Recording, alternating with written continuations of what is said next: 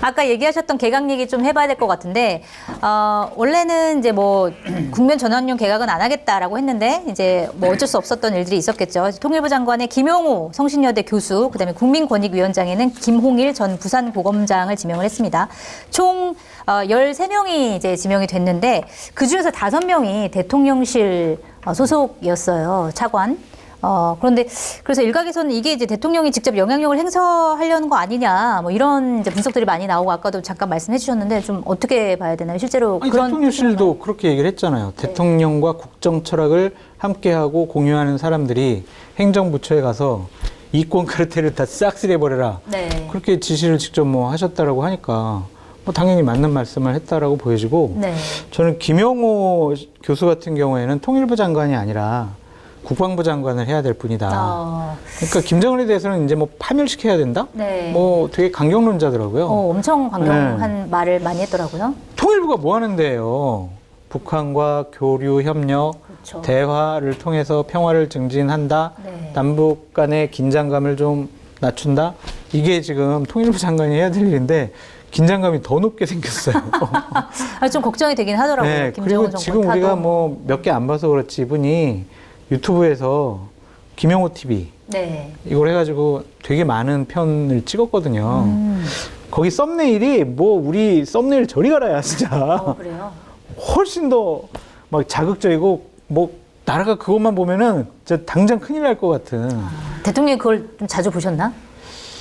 그거는 잘 모르겠고, 그건 김성애 소장님이 아마 얘기하실 것 같은데. 네. 그러면 이제 인사청문회 할 때 야당 의원들이 거기 나온 발언을 갖고 검증을 하려고 할 것 같아요. 네. 대단히 좀 논란이 많아질 것 같다. 네. 그렇게 생각합니다. 알겠습니다. 김용호 장관 후보자 좀 논란이 이제 많을 거라고 말씀하셨는데, 어떻게 뭐 청문회 잘 넘어갈 수 있을까요? 그러니까 대통령의 통일관을 그대로 보여주는 인사라고 생각해요. 뭐라 그러냐면 김정은 정권이 타도되고 북한의 자유화가 이루어졌을 때 통일의 길이 비로소 열리게 된다. 네. 이 교수가 하는 얘기예요. 그것도 말로 한 게 아니라 펜앤마이크의 기고한 글이고요. 네. 펜앤마이크는 아주 대표적인 우익 유튜브 채널이죠. 네. 언론이기도 하고요. 네. 근데 하여튼 이런 식으로 보수 유튜브에 굉장히 자주 출연했던 분으로 알고 있는데, 굉장히 극우적인 인식이라고 저는 생각하지만 자기들 안에선 합리적이라고 볼 거거든요. 왜냐하면 이준석 대표도 이제 북한 붕괴론에 대해서 얘기를 하고 있고, 그러니까 윤석열 대통령도 어제 자유총연맹에서 뭐라 그랬습니까? 북한 공산 집단이라는 표현을 쓰잖아요. 그러니까 이제 국가로 인정 안 하는 거예요. 네. 91년에 유엔 동시가입한 건 왜 했는데? 그때가 민주당 정부 때였습니까? 예, 무려 노태우 정부 때 했던 유엔 동시가입이거든요. 네. 국가로 기본적으로 인정하고 외교를 해야 되는데 저기는 망해버릴 대상으로 생각을 하는 거예요. 근데 실제로 망하면 어떡할 거예요? 난 그게 훨씬 걱정이거든요. 그리고 보니까 그 거의 흡수 통일론에 가까운데, 그게 반헌법적이다, 우리 헌법이랑 배치된다, 이런 뭐 분석도 나오더라고요. 이렇든 저렇든 실제로 흡수를 하면 서독이 동독 끌어안고 얼마나 오랜 기간 동안 고생을 했습니까? 우리가 지금 그런 식으로 한 게 최선인가요? 그러니까 그 대책에 대해서 대통령이 뭔가 깊은 고민을 하면서 이런 인사를 했으면 모르겠는데, 계속 말씀드리지만 유튜브에서 봤거나 네. 아니면 내가 아는 사람이거나가 인선 기준이라는 것은 여러 지점에서 드러나고 있기 때문에, 그러니까 이런 통일인식, 그러니까 이름을 바꾸면 됩니다. 사실 간단하죠. 뭐라고요? 통일무력부로. 네. 그러면 김용호 교수가 적임자라고 자기들끼리는 생각할 수 있겠네요. 네. 이분이 MB 정권 때 그 통일비서관을 했었거든요. 네. 그래서 제가 봤을 때는 외교안보 라인 같은 경우에는 김태호 2차장이 네. 거의 다 라인업을 꾸리지 않았을까. 그러니까 이건 저희 추측이에요. 네. 그래서 김태호 2차장의 추천이 아닐까, 그런 좀 생각이 들어요. 어쨌든 네. MB 정권 때 같이 일을 해봤으니까. 네. 근데 이분의 생각과 판단은 하여튼 통일부 장관으로 적절한 것이냐라는 의구심은 계속 가질 수밖에 없어요. 네, 알겠습니다. 그리고 권영세 장관 같은 경우는 이제 본인이 네. 개각을 원했다, 그리고 본인이 이제 당에서 어떤 역할을 하기를 원한다, 이런 이제 보도들도 많이 나오는데, 실제로 그런가요? 그리고 당에 왔을 때 뭔가 김기현 체제가 조금 흔들리거나 그럴 가능성 좀 있어요? 어떻게 보세요? 흔들린다고 보기보다는 흔들리면 네. 스페어 타이어로서 국민의힘이라는 자동차가 굴러가게 큰 역할을 할 거는 같아요. 네. 뭐 운전사 역할도 할 수 있을 것 같고, 어쨌든 대단히 대통령으로부터 신임을 받고 있고, 네. 또한 국민의힘의 의원들 사이에서도 어느 정도의 신망이 있는 분이기 때문에 하나의 대안 체제가 될 수 있을 것 같아요. 근데 김기현 당대표 체제로 총선을 치르는 것이 유리하냐, 불리하냐, 그것 때문에 불리하면은 권영세 비대위 체제로 가자, 이렇게 하지는 않을 것 같아요. 아, 그래요? 네. 김기현 체제는 그대로 두고 별 의미가 없으니까. 네. 대통령 얼굴로 치른다고 했으니까. 별 의미가 없으니까. 네. 권영세 장관 같은 경우에는 뭐 선대위원장이나 아니면 뭐 다른 중요한 역할을 할 수가 있겠죠. 네. 그래서 정치적인 역량과 파워에 대해서는 의심할 필요가 없다라는 좀 생각이 듭니다. 알겠습니다. 권영세 전 장관은 아직은 아니죠. 권영세 장관 같은 경우는 좀 어떤 역할을 할까요, 당에서? 저는 너무 뻔뻔하다고 생각합니다. 아, 왜요? 박희영 구청장이 어떻게 해서 당선되게 됐어요. 구의원 한 번 했던 사람을 거기에 구의회 의장부터 시작해서 쟁쟁한 멤버들 다 제끼고 이상한 사람들로만 배치해서 경선을 치르는 과정에서 권영세 의원의 국회의원의 특보 이런 것을 명함도 파고 여론조사도 하게 해서 박희영 구청장이 탄생했다라는 의혹 제기가 계속 있었지 않습니까? 실제로 좀 관계가 굉장히 길게 이어져 온 관계인 것 같더라고요. 네, 그렇죠. 그렇게 돼서 박희영 구청장이 헬로윈에 인파가 많이 몰릴 것이 예상되는데 구청장이 행사 준비에 참여하지 않으면서 경찰도 교통과 직원 보내고 뭐 이렇게 하면서 이 참사가 벌어졌는데 참사에 대해서 반성 한마디 하지 않고 네. 박희영 구청장은 심지어 그 공무원들 앞세워갖고 지금 인간방패 만들어갖고 출근해서 일하고 있잖아요. 이런 상태인데 유감 표명도 없이 용산구로 돌아와서 다시 국회의원 도전한다? 아, 저는 어불성설이라고 생각합니다. 이게 뭐 하는 일입니까? 아무리 강호의 도가 땅에 떨어졌어도 박희영이나 사퇴시키고 뭘 이러든 저러든 하라고 하셔야 된다고 생각해요. 그분의 무슨 개인적 인격 이런 문제가 아니라 네. 이런 기본적인 조치도 취하지 않고 용산 참사에 어쨌거나 같이 책임 있는 용산 국회의원이 네. 해당 구청장은 지금 버젓이 출근을 하면서 저러고 있는데 이것이 아무 문제도 아닌데 내가 당에 돌아서 무슨 역할을 하겠다 뭐 하시든 말든 본인 알아서 할 일이지만 네. 유권자들은 그렇게 보지 않을 겁니다. 네, 그렇군요. 그 문제가 있었네요. 근데 그것도 좀 살펴봐야 될 것 같고요. 그다음에 김영호 뭐 내정자도 약간의 논란이 있지만 또 이분도 여러 가지 얘기들이 좀 나오더라고요. 그러니까 신임 권익위원장으로 지명된 김홍일 전 부산고검장 이분인데, 그러니까 뭐 일단 윤석열 대통령이랑 굉장히 깊은 사이다 이런 거는 많이 알려져 있었고, 그 다음에 2007년도에 특히 이명박 그 전 대통령 관련해서 BBK 사건의 면죄부를 줬는데 나중에 뭐 알고 봤더니 사실 문제가 있었던 걸로 밝혀진 그냥 그런 것 때문에 굉장히 논란이 될 수도 있다. 물론 권익위원장 같은 경우에는 청문회는 하지 않지만 두루두루 좀 논란이 될 것 같은데 좀 이 부분에 대해서 좀 어떻게 보세요? 그러니까 왜 이렇게 논란이 많은 분들을 이번에 좀 임명을 했느냐라고 좀 비판을 하고 싶어요. 네. 이분의 과연 과거의 삶을 보면 권익위원장으로서 역할을 제대로 할 수가 있을까라는 좀 생각이 듭니다. 네. 국민 권익과 인권 그리고 이제 공익 제보자들을 보호하는 그러한 곳이잖아요. 그렇죠. 근데 이분이 이제 고발 사주 건과 관련해서는 저는 이제 그분에 대해서 신뢰를 하진 않지만 그 공익 제보했다라고 주장하는 분에 대해서 되게 신랄하게 비판을 많이 했었거든요. 아, 그런 적이 있었군요. 네. 네. 그래서 과연 다른 자리 보내지 왜 이 자리 보냈을까? 알겠습니다. 좀 적절하지 않다 말씀해 주셨는데 어떻게 보세요? 지난번 전현희 국민권익위원장 때 보셔서 알겠지만 국회의원 전수조사라든지 부처의 전수조사권을 가질 수 있거든요. 여론에 따라서는. 그러니까 또 조사? 예, 뭐 수사하고 털려고 할 때는 검사가 제격이라고 생각하는 거고 네. 공무원 조직이 됐든 국회가 됐든 여차하면 기회를 봐서 다 털어버리겠다는 생각으로 중수부장 출신의 자기 선배죠. 중수부장 할 때 윤석열 대통령이 중수 제1과장인가 했죠 아마. 네. 바로 예, 제2과장이었나요? 예, 제2과장을 할 만큼 가까웠던 사람이니까 인사 기준 딱 두 가지라니까요. 나랑 검찰에서 같이 일해본 사람이거나 아니면 유튜브에 나오는 사람이거나. 나는 유튜브에 나오는데 왜 저를 왜 안 하는 걸까요? 나도 23만 유튜버인데 왜 대통령께서 기용을 안 해주시는 겁니까? 저도 유튜브 나온 사람입니다. 보수 유튜버가 아니시라서 그렇죠. 네? 유튜브 나오는 정도는 부족하고 저는 채널을 소유하고 있잖아요. 그러네요. 대통령이 좀 전응 좀 고려를 해주셔야 되는 거 아닌가. 채널을 운영을 해야만 하는 거군요. 알겠습니다. 저분들이야 뭐 진보 좌파 쪽 분들이지만 저는 그래도 최소한 보수 참칭 패널인데 참칭이라서 안 되나 봐요. 안 되나? 아직 기회가 올라면 조금 후순위로 밀리나?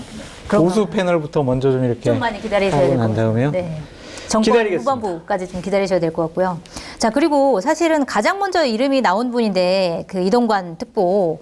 그러니까 이번 개각에서는 이제 방통위원장이 뭐 지명은 안 됐어요. 근데 좀 늦어지는 이유를 좀 뭐라고 보세요? 세 가지래요. 국정 운영 드라이브, 국가 정책에 대해서 세게 지금 드라이브 걸고 정책을 추진해야 되는데 인사청문회 그런 전국으로 가면은 한동안은 이동관, 학폭, 뭐 MB 정권 때 홍보석 때 뭐 했어, 뭐 2018년, 19년대 패널 활동하면서 윤석열 당시 검찰총장에서 뭐라 했어 이런 게 계속 논란이 되니까 좀 부담스러워하는 것 같다라는 생각이 들고 두 번째는 지금 하면 또 인사청문회 2번 해야 되는 실무적인 번거로움이 있고 세 번째는 이동관 특보에 대해서 방통위원장 시키면 안 돼요라는 보고서가 계속해서 끊임없이 올라간다고 하더라고요. 그래서 대통령께서 그러면은 이 사람 말고 그럼 누구 뭐 고민 좀 해볼 수도 있다. 그 여러 가지 감정들이 복합되어 있다라고 보여지는데 저는 이렇게 논란이 많은 분을 시키는 게 좀 적절하냐라는 좀 생각이 듭니다. 어쨌든 대통령은 메시지와 인사를 통해서 국민에게 감동을 줘야 하는데 그냥 논란만 불러일으킬 것 같아요. 계속 그냥 썩 잘하는 인사다라고 보기가 대단히 어려워요. 알겠습니다. 그럼 바뀔 가능성도 있는 거예요? 조금. 아, 조금. 대안이 마련되면. 대안이. 그러니까 이게 이거예요. 이동관 특보보다 더 방송을 정상화 잘 시킬 수 있는 사람. 아, 더 심한 사람? 아니, 심하다고 안 했죠. 정상화라는 표현 썼잖아요. 정상화. 알겠습니다. 지금 네. 방송계는 비정상화돼 있는데 정상화를 더 잘 시킬 수 있는 사람 누구야? 데리고 와봐. 그러면 바뀔 수도 있겠죠. 찾기가 쉽지만은 않을 것 같다는 쉽지는 않을 것 같아요. 네. 그래서 얼마 전에 경향신문에서 이동관 당시 홍보수석이 국정원을 동원해가지고 KBS 색출하고 배제하고 단독 기사 썼더라고요. 이런 문건까지 공개했잖아요. 대통령 뿌듯했을 거예요. 정말 옛날 일 잘했구나. 이렇게까지 했어? 방송 정상을 위해서 정말 열심히 일했네. 그렇게 좀 생각하지 않았을까? 그렇군요. 제 내피셜 오히려 그 보도가 대통령한테 힘을 주는 보도가 그렇죠. 됐다. 더욱더 우리가 이 사람을 꼭 그 방통위원장으로 임명해야 되겠다라는 의지를 더 강하게 해준 것이 아니냐라는 생각이 듭니다. 알겠습니다. 자, 이동관 특보의 내정이 좀 늦어지는 이유에 대해서 뭐 나름 분석을 해주셨는데 어떻게 보세요? 다 맞는 말씀을 해서 보탤 게 없습니다. 그래요. 자, 그러면은 이게 바뀔 가능성이 조금 있지 않겠느냐라고 말씀하셨는데, 없다고 봅니다. 그건 없다고 보세요? 저렇게 육모방망이로 뒤통수를 잘 후드럭 까는 사람이 또 어디 있다고 딴 사람 뽑겠어요. 예. 제가 이미 양손을 입증하지 않았습니까? 저의 피 묻은 육모방망이를 믿어 주십시오. 대통령님 하고 이야기를 하고 있는 상황일 것이기 때문에 다른 사람이 들어올 여지는 없고 대통령이 그러니까 KBS랑 MBC를 정상화시키려고 하는 게 아니에요. 무력화시키려고 하는 거예요. 네, 정상화, 무력화. 6천억 시청료가 1,000억으로 줄어들면 광고 시장 뛰어들고 광고 시장 뛰어들면 지역에 있는 지방 방송 그다음에 KBS 제1라디오가 이 광고 시장 뛰어들면 라디오까지 싹 망합니다. 공중파는 연쇄 도산을 할 수밖에 없는 상태로 가거나 굉장히 무력해질 거예요. 그렇게 되는 것이 가장 좋은 그림이라고 대통령은 생각하는 겁니다. 그렇게 함으로써 언론들이 다 이렇게 흐려지고 미스터 트롯으로 돈 벌고 있는 TV조선과 자신이 즐겨본 몇몇 유튜브들만 살아남으면 언론은 그 정도로 충분한 양이다 라고 대통령이 판단해서 이동관 특보에게 방통위원장을 시키는 이유는 방송 공중파를 해체해라. 민영화를 하든 뭘 하든 다시는 복구할 수 없는 수준으로 불태워버리는 것이 목표일 거라 봅니다. 근데 저는 이런 일이 반복되지 않았으면 좋겠어요. 오늘 대법원에서 문재인 대통령이 전임 박근혜 정권 시절에 임명됐던 고대영 사장을 해임한 것은 위법하다라는 최종 판결이 나왔잖아요. 그러니까 그러한 일들, 그러니까 사장을 바꾸면 방송이 우리 입맛대로 우리를 위해서 여러 가지 정권 홍보 활동을 해줄 거야, 우리 편을 들어줄 거야. 그렇게 생각하는 것이 맞느냐라는 좀 생각이 듭니다. 뭐든지 무리하면 안 될 것 같고 문재인 정권 하에서 MBC나 KBS 같은 경우에는 완벽하게 전 장악됐다고 볼 수밖에 없다라고 말씀드리거든요. 그럼에도 불구하고 정권 운영 잘못하니까 국민들은 또 정권 교체 하잖아요. 그러니까 방송 장악해서 뭐 하려고 하냐. 전 이렇게 말씀을 드리고 싶은데 문재인 정권 때 그거 좀 맥을 끊었으면 좋았을 것 같은데 당시 강규영 이사 막 교수실까지 찾아가서 막 그만둬라 그러고 법인카드로 김밥 썼다고 사람을 완전 인간 말종으로 만들어서 KBS 이사에서 쫓아냈고 그렇게 해서 KBS 사장 바꿨고 그러니까 그런 거 옳지 못한 일들이 또 반복될까봐 상당히 걱정됩니다. 네. 알겠습니다. 자, 이동관 특보 같은 경우에는 아까 말씀하셨던 그 국정원 문건 요것도 네. 뭐 경향신문에서 기사를 쓰긴 했는데 또 이런 기사도 나왔더라고요. 그러니까 예전에 이제 국정원 특활비 관련해가지고 이명박 정부 때 이게 김백준 전 청와대 총무비서관이 이제 재판을 받으면서 한 진술에 대해서 또 언론 보도가 나왔어요. 그래서 그때 이제 이분 같은 경우에는 자기가 이 특보한테 국정원 특활비를 줬다. 라고 재판정에서 이제 얘기를 했고 이거에 대해서 이제 이동관 특보는 아니다 사실이 아니다 이렇게 이제 주장한 게 보도가 나왔는데 이거는 좀 파장이 커질까요? 어떻게 보세요? 이거 확인이 안 될 거예요.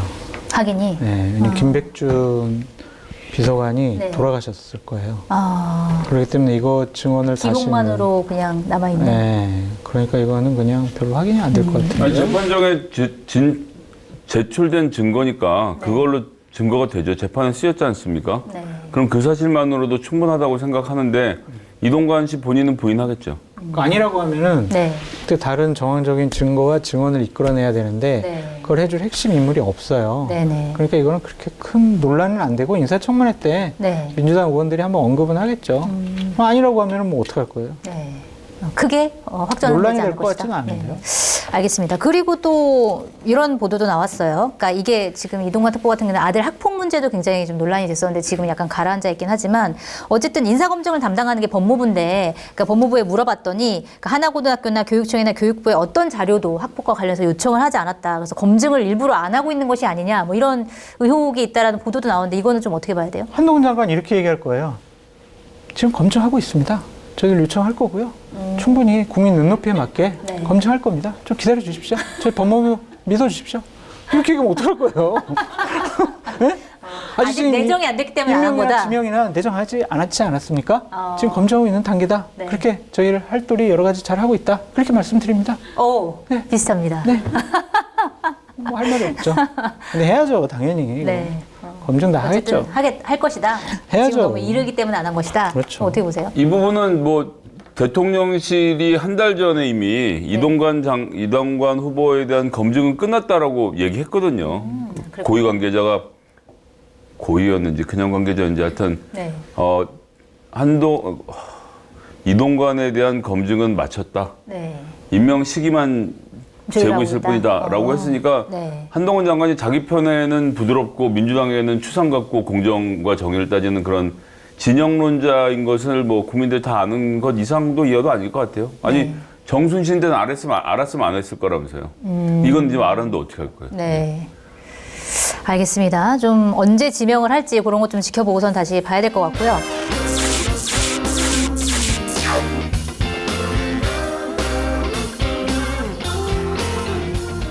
뭐라고요? 아니 요즘에 마켓타니에서 이용 안 하는 분도 있어요? 쇼핑몰계 차세대 리더 마켓타니 정치권의 정보통 저 장성철이 자부하겠습니다. 정말 강력하게 추천드립니다. 왜 추천을 하느냐? 덕분에 제 출연료가 인상됐기 때문입니다. 굉장히 만족스럽습니다. 믿고 사드셔도 될 것 같다. 전 그런 확신이 들었습니다. 한결의 자랑, 한결의 야심찬 프로젝트, 한결의 TV를 후원하는 가장 좋은 방법 마켓타니. 많이 성원해 주시고요. 주변에도 널리 알려주세요.